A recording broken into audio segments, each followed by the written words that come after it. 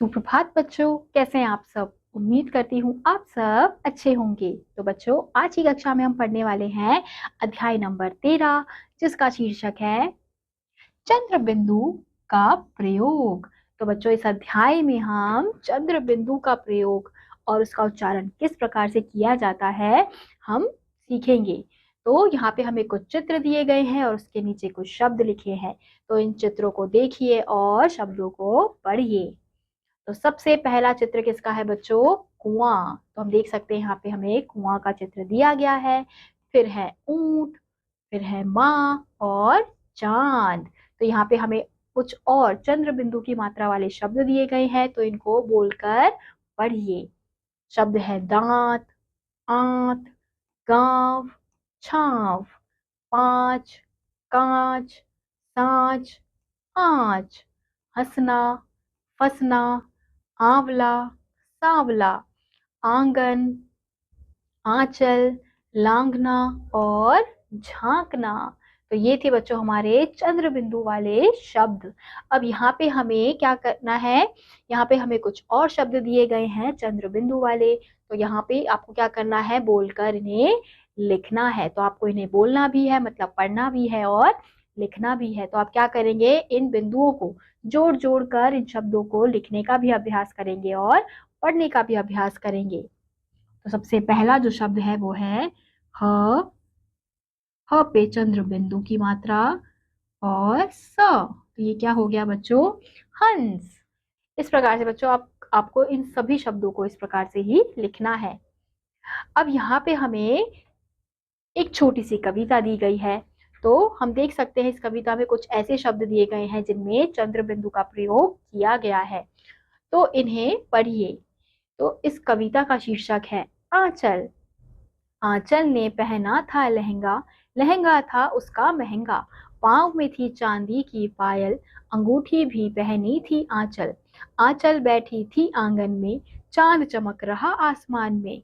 तो बच्चों, हम देख सकते हैं कि इस कविता में ऐसे शब्दों का प्रयोग है जैसे आंचल, लहंगा, महंगा, पाँव, चांदी, अंगूठी और आंगन। तो हम देख सकते हैं कि यहाँ पे ऐसे बहुत सारे शब्द हैं जिनमें चंद्र बिंदु का प्रयोग किया गया है। तो अब बच्चों, यहाँ पे हमें क्या दिया गया है, अभ्यास कार्य दिया गया है। तो सबसे पहला अभ्यास कार्य है चित्र देखकर शब्द पूरे कीजिए। तो यहाँ पे बच्चों आपको कुछ चित्र दिए गए हैं, तो इन चित्रों को देखना है और इनके नामों को पूरा करके लिखना है। जैसे सबसे पहला चित्र किसका है बच्चों? दांत। तो हम यहाँ देख सकते हैं हमें दांत का चित्र दिया गया है। तो यहाँ पे आप क्या लिखेंगे, यहाँ पे त पहले से लिखा गया है, तो आप यहाँ लिखेंगे द।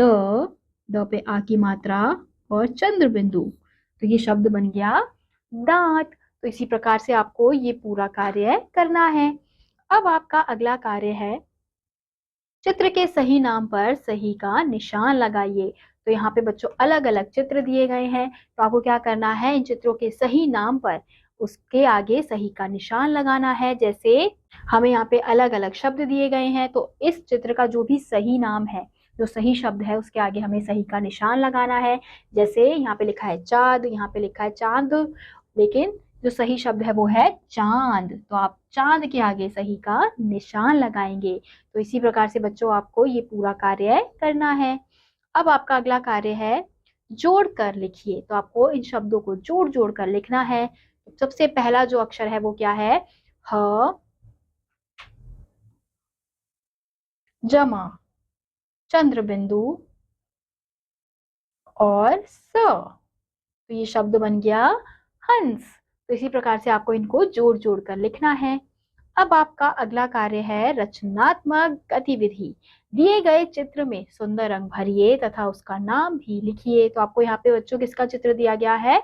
ऊंट का चित्र दिया गया है और यहाँ पे रेगिस्तान का भी चित्र दिया गया है। तो आपको इस पूरे चित्र में अच्छे से रंग भरना है और इस जानवर का नाम यानी ऊंट का नाम यहाँ पर लिखना है। तो इसी के साथ आज का यह अध्याय यहीं समाप्त होता है। उम्मीद करती हूँ आपको यह अध्याय समझ आया होगा।